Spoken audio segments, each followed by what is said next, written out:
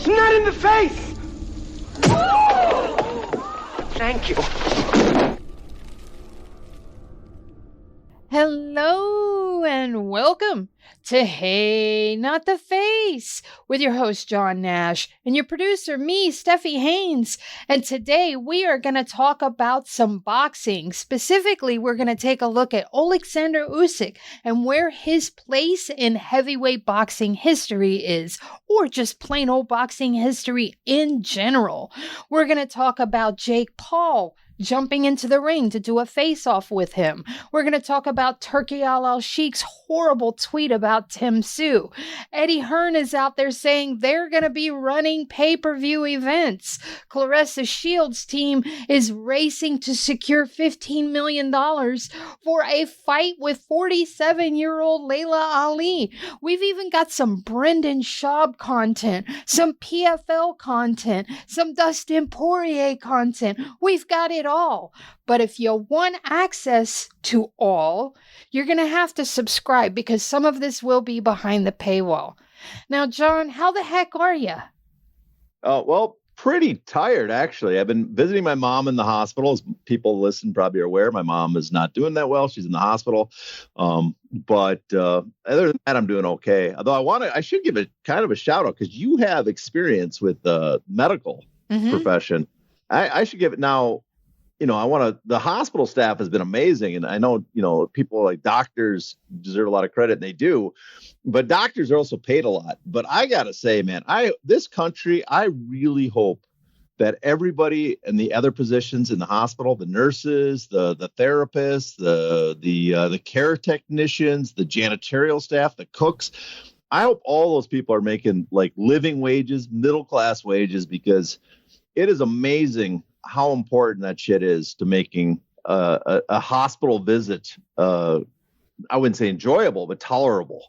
Like the work those people do, the shit they have to put up with to make it like a tolerable experience for people. They're going through terrible stuff. I would say that nobody is making what they should be making.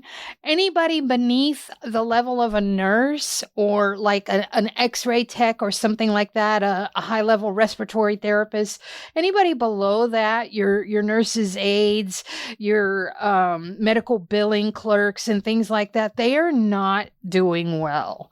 Your janitorial staff, your cooks in the kitchen are not doing well. I can tell you that for sure. That is a sad thing to hear, because I don't care if it takes government subsidies to raise their wages. Listen, I think doctors are important, but we pay doctors better than any country on the planet. So I think listen, it's important. We should get more people doing it, but that they're kind of taken care of. But everybody else, man, it is so that the guy comes in every time to make sure everything's spotless in the bathroom for my mom. That happens. That's so important in a hospital. Mm-hmm. That's insane. I'm amazed at the work they do, the level, what they have to put up with when they work, the conditions, and yet the professionalism. And here I am, I'm sure we're supposed to talk MMA, but I have just been marveling at that the last week or so. Well, one last thing before we move on. The doctors are not paid that well. They rely on a lot of things like Medicare and Medicaid because they have contracts with hospitals. And when $1 trillion is cut from that, there's going to be more than 300 hospital closures in the United States. That is insane. Like, all the rural areas are going to be unserved, not underserved. They're going to be unserved. Well, and then on top of that, those are a lot of those rural areas because, deindustrialization took off the factories that used to serve these small towns. The income comes from the hospital itself, the people that work there, so they're not working. There's a lack of people making any money in the community, and also the Medicaid, Medicare payments to a lot of retired people because all the young people moved away. And so if you start cutting that out, you are cutting a lot of money out of rural areas. Yeah. But But, as long as MMA keeps going, no one cares. Exactly. As long as combat sports are happening, nobody gives a shit.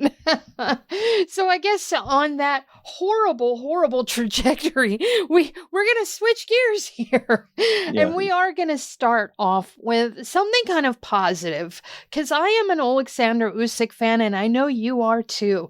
And once again, he defeated his heavyweight opponent in the most stunning fashion possible. He mowed him down, and in the fifth, he got the KO after a couple of knockdowns.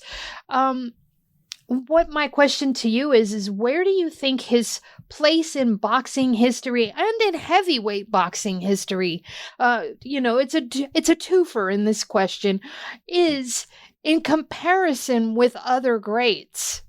Well, first I want to note how amazing that fight was. There was two fights I watched over the weekend. I took a break from the hospital to get back to watch just the main event, just that fight. Oleksandr Usyk versus Dubois. I had to get back for that. And then I came back that evening and I got back in time to watch no, I missed that. I missed the entire card. I came back for Max Holloway versus Dustin Poirier. So I missed that. And I really wanted to see Tim Tszyu versus Fundora. Just, I had to juggle my time properly. So I missed the entire Pacquiao card. There was just too much stuff going on. Pac-Man looks young. He looks rejuvenated. Yeah, that's what I heard. I was shocked about that. I didn't have any interest in that fight, but I was interested in Fundora versus Tim Tszyu. But I really was into the two fights I mentioned, especially the Usyk fight. I remember when we got into Usyk. I think you were on the bandwagon with us when it was the World Boxing not Super Series, the World Boxing Tournament. What the heck? The World Boxing, is it the Super Series? It was the Super Series. Yeah. That was the name of it. And that was the tournament they used to have with the Muhammad Ali trophy. He was in the first one for the cruiserweights. And I remember Mookie Alexander was the first to pinpoint him as the guy that's the one to watch. He was just marveled at the first. And then I remember jumping on the bandwagon during that tournament. And ever since then, I have been, I guess he's been one of my favorite boxers to watch. And he just gets more and more entertaining at heavyweight. And he has a strange Fedor Emelianenko type charisma where he has no charisma in some ways, but yet it creates a lot of charisma. When they ask him about, he doesn't believe in motivation. He believes in discipline after the fight. Like that is one of the most badass statements ever. Yes. So this performance was entertaining as hell. Now, where do I put him? I think as a heavyweight, he is easily the best heavyweight since at least Lennox Lewis at heavyweight, right? You have to go back to Lennox Lewis in 2000, not even the last year, when Lennox Lewis beat Klitschko. I think he was on his way down. But at least since then, he is by far, in the last 20, 25 years, the best heavyweight. Now, before that, I'm glad you brought up as a boxer and as a heavyweight, because here's the thing. As a heavyweight, I think some of his wins are more impressive than other heavyweights that would rank ahead of him. But it's hard to put him ahead of a lot of heavyweights who have long careers in that division and a lot of fights against top boxers, right? But when you look at what he did at cruiserweight combined with heavyweight, I would move him ahead of a lot of guys. So, you have your Lennox Lewis's. I think Lennox Lewis I'd rank higher as a heavyweight, but I definitely rank Usyk higher as a boxer overall. Evander Holyfield, they're about the same at cruiserweight, the two best cruiserweights ever. But I might give Usyk the nod overall as well, because Holyfield, he actually fought a lot more at heavyweight, but he lost the trilogy to Bo. Although he won the trilogy to Michael Moore, he fought a lot of tough guys at heavyweight. And then at heavyweight, I put him behind Foreman, Holmes, and Frazier and those guys. And obviously, Lewis and Ali are a given. He's behind them. But that's just at heavyweight. So he's not, he's around probably I guess, it's insane to say, probably around the 10th best heavyweight in history on my personal rankings, but maybe a little lower. But when you start going just overall boxers, when you include that cruiserweight, I move him up ahead because, what's kind of impressive too is, there's been an argument last couple of years. A lot of people on Twitter got upset when I pointed this out, that a lot of people call this the greatest generation of British heavyweights right now. With Fury and Joshua and Dubois, this is the greatest they put together. Actually, you got to give the Brits credit. They dominate the heavyweight rankings lately. And I know some people on Twitter argued, no, it was the Lennox Lewis, Frank Bruno. What do they put? A Herbie Hyde and Akinwanda or whatever. And Henry Akinwande. Yeah, and Gary Mason, all those guys. But the problem with those that's really two generations, because some of those guys, Henry did not fight, or Herbie Hyde did not really fight during Frank Bruno's era, right? He appeared when Bruno was leaving. That's like saying David Hayes is part of this generation. but you got to give this incredible British generation, especially here in America's, they finally have the dominant heavyweights, and then this dude from Ukraine, because he gets a mandatory, shows up and he kicks the crap out of all of them. And I love Chisora's comments about this, that we better not go to war because we're going to get our ass kicked, because he's beaten all of us. And he's much smaller than everyone else too, which is also a feat of just nature. He is it's always undersized in these fights. I mean, he was dwarfed in this fight.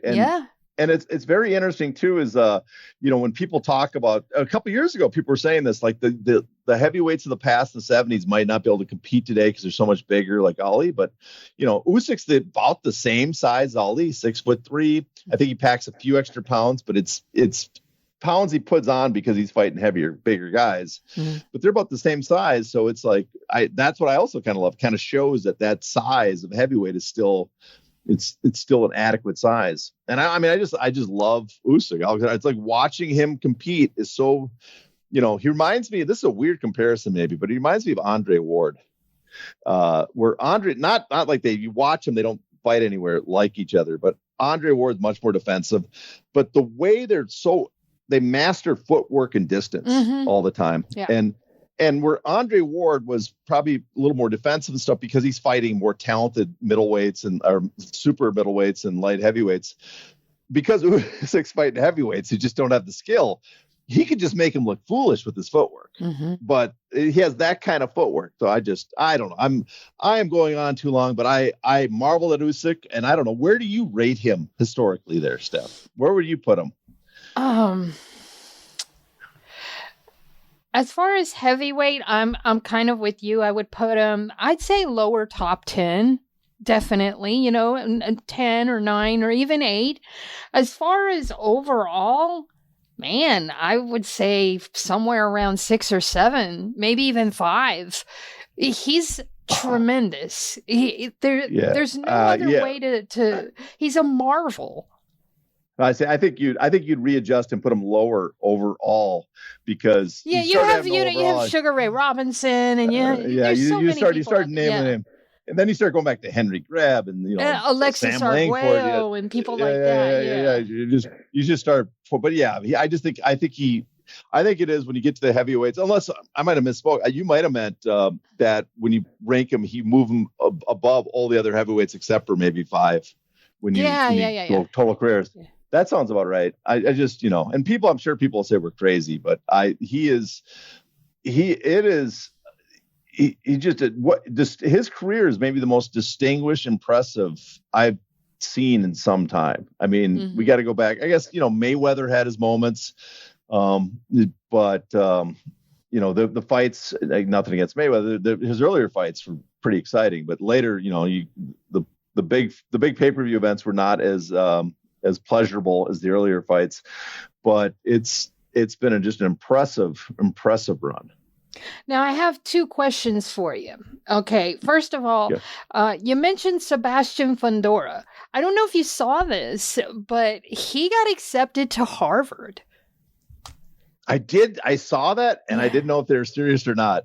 I mean, I saw it like on Twitter when I was at the hospital. So I'm like, I don't have time to investigate if this is a joke or not, but it seems like maybe it might be the real deal, but I'm going to withhold my excitement until it can be confirmed.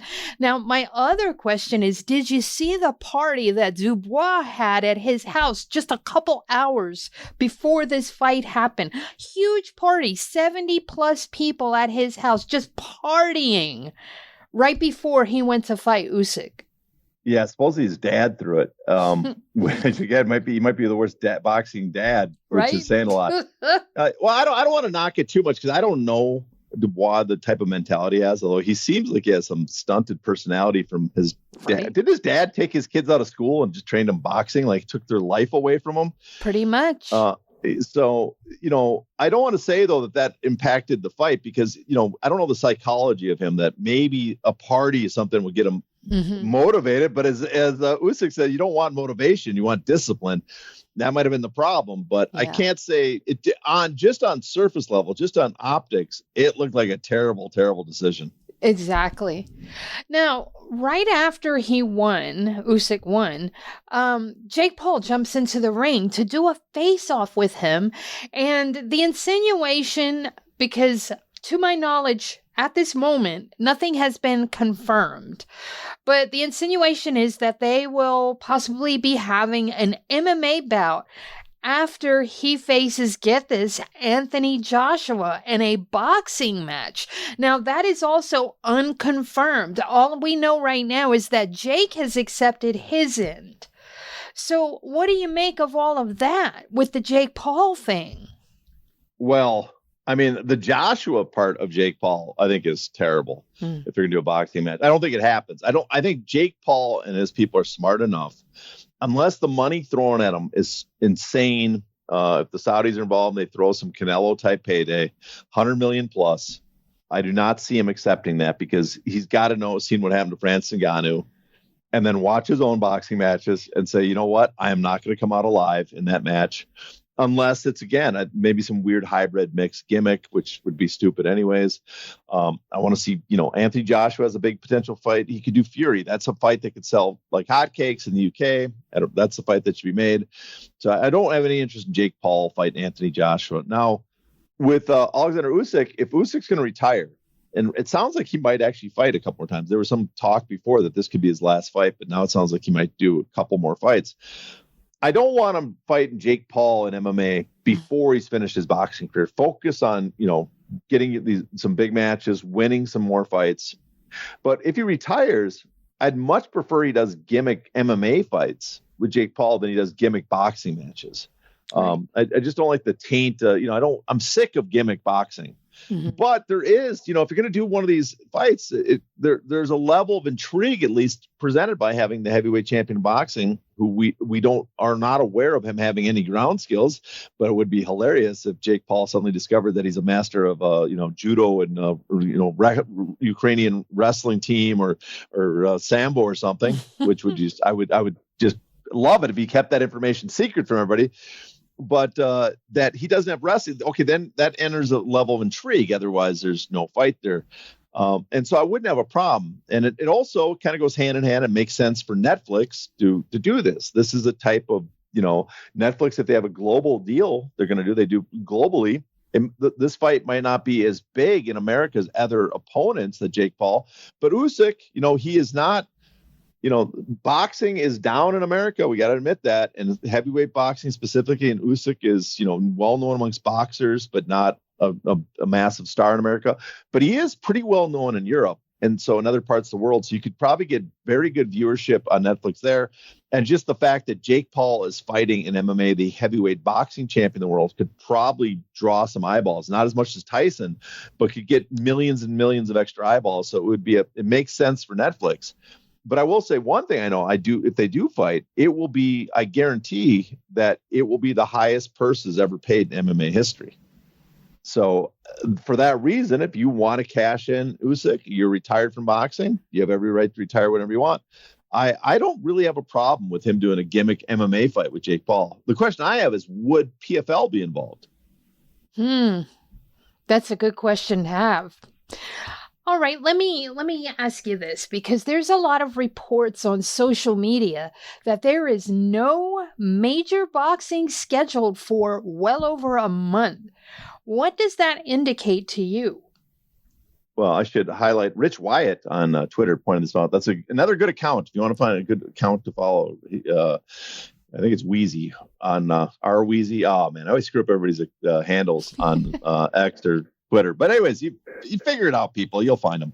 That's another good one to follow. He's he pointed it out. I would say one person had a really good observation is Zach Arnold, Fight Opinion. He mentioned everybody's kind of waiting to see what TKO does.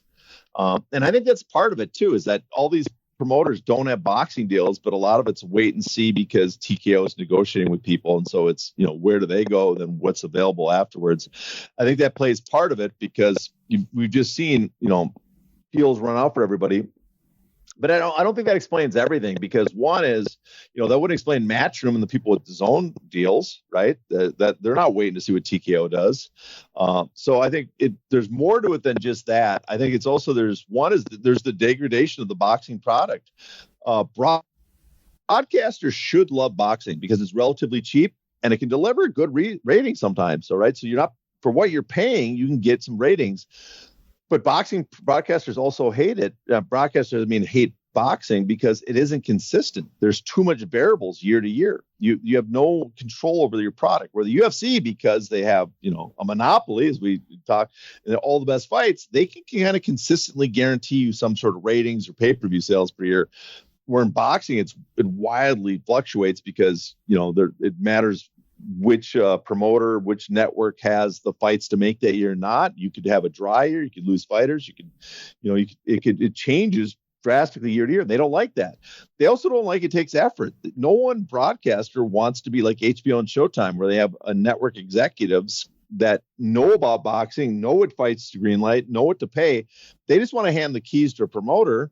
And those promoters, because they don't have enough talent usually to run a network themselves to get the ratings, it ends up being a failed deal. So I think that's one problem. That's the other problem, is a lot of the networks have pulled out and just don't have interest. And then there's a third thing, and that's when I mentioned a little bit about DAZN, is I wonder if the Saudis are kind of pulling back because their DAZN deal, that they are, they're kind of clearing the table, clearing the zone for TKO to step in. We have no evidence of that, but the way that the product is dried up as we're moving into this Netflix TKO show, it just gives me the sense that maybe part of this is the Saudis themselves are kind of dictating that we don't want to put money in right now, or maybe they're intentionally starving out the competition. I don't know, but there just seems to be a little more to it. And I don't want to say I'm having conspiracy thoughts on that, but I am leaning a little bit that there might be something to do with the Saudis. Speaking of the Saudis, what did you think of Turki Al-Sheikh's horrible tweet about Tim Tszyu? Well, I think Brian Campbell in his his show or Morning Combat, he mentioned that it's Turkey trying to be Dana White. Remember when Dana White would tweet terrible things about, especially Fedor Emelianenko, I think was the specific one, but other fighters. And Turkey's trying to do that. But the other thing is, though, Turkey, there's no relationship between him really and Tim Tszyu.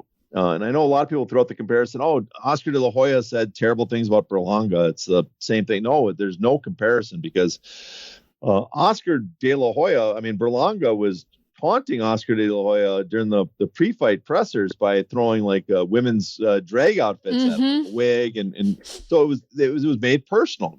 Berlanga started it, and plus Oscar used to be a fighter, so we give him kind of a pass for that. Where Dana White is not a fighter, and Turkey's definitely not a fighter, but so you don't give him a pass for that. So it was. My thoughts are it was horrible. It was it's disrespectful.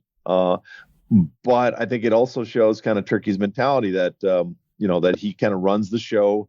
He views it as his personal fiefdom, which is kind of turning into, and I think he is trying to emulate like Dana White on this. Now, last week there was all this talk about we're going to get rid of pay-per-view. And then there's this interview that comes out with Eddie Hearn, who says, oh, we're going to be running pay-per-view events.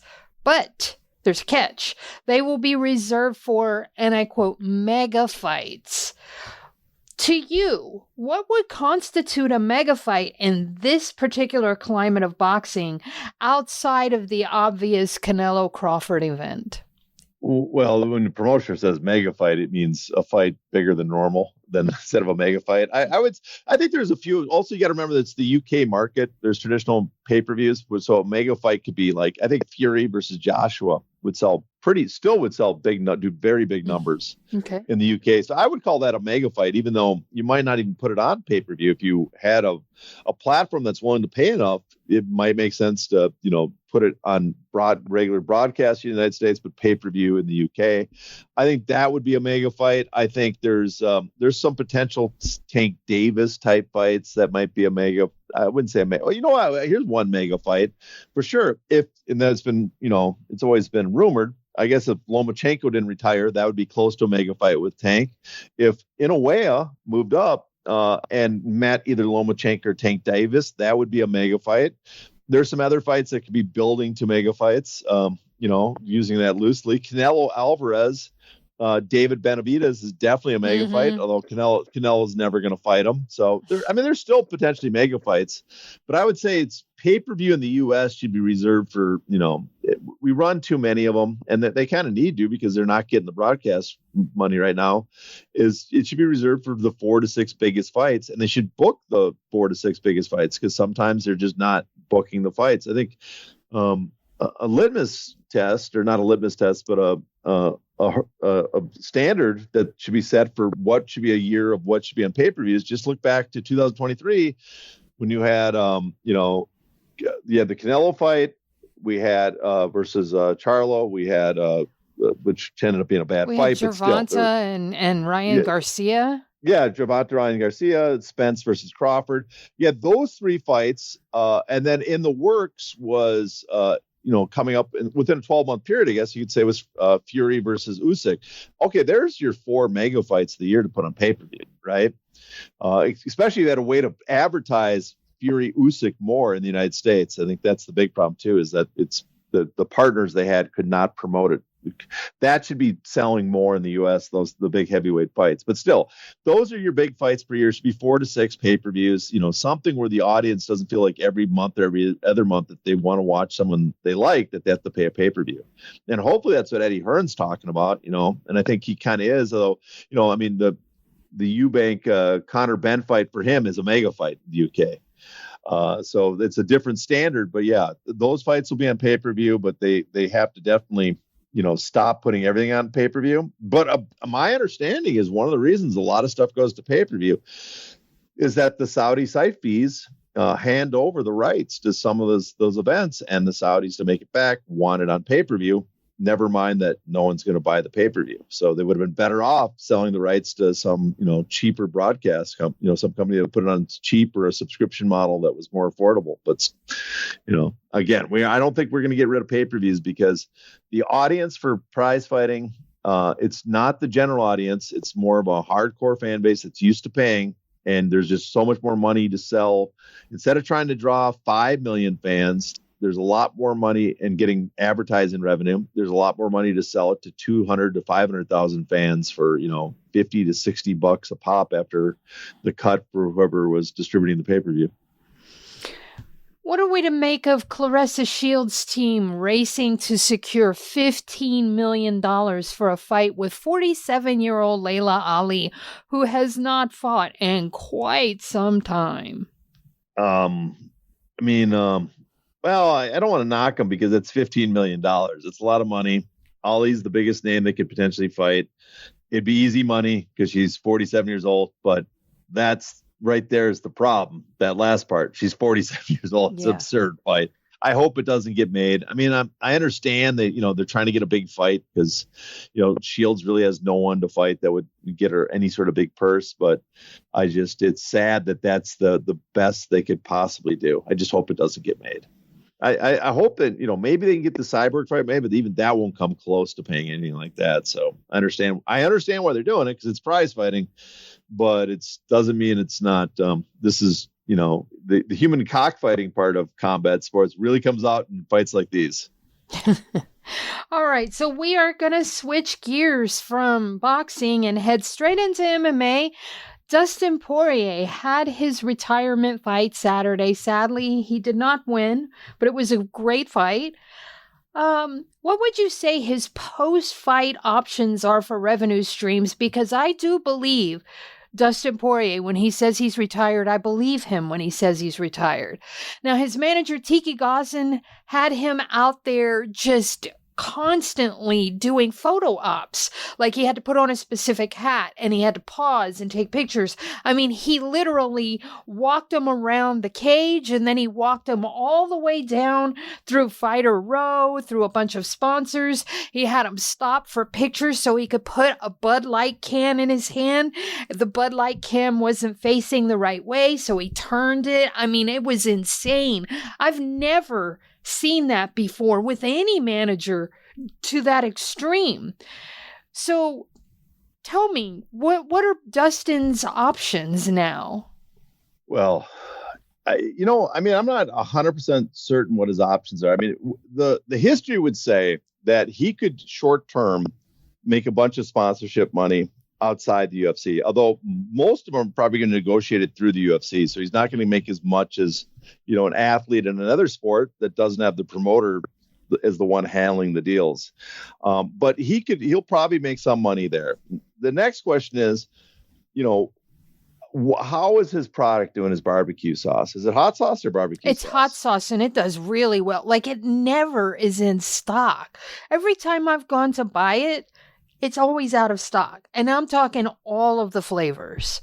Well, that's a good sign. So yeah, something like that. If you could keep going on that front, that could be a consistent source of income. I just don't think it's going to be a massive seller, but it could be like a niche product that gets word of mouth or whatever. It becomes somewhat popular.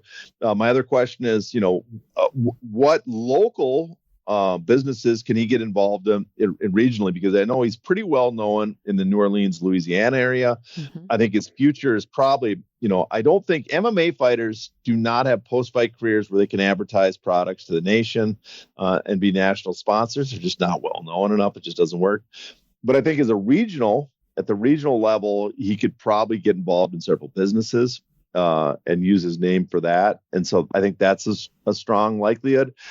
He never made enough money to be like Canelo Alvarez and have massive businesses ventures. Khabib did the same in Russia, and that seems like it's not really working out for him with everything that's going over there. So I don't see, that type of business empire, but he seems smart. He seems hardworking. He has this product. There's some other things he could probably get involved in, probably do some local commercials and make money that way. So and I hope it plans out. I guess the one that I'd ask is called George St. Pierre. What is he doing to make money nowadays?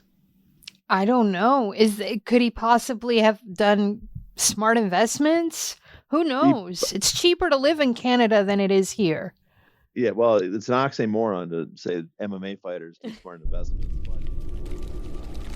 To access the bonus content of this episode, you must be a paid subscriber. To do that, go to heynottheface.substack.com and subscribe today.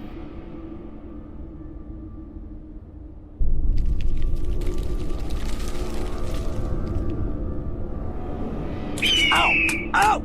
Not the face! Ooh! Okay, the face!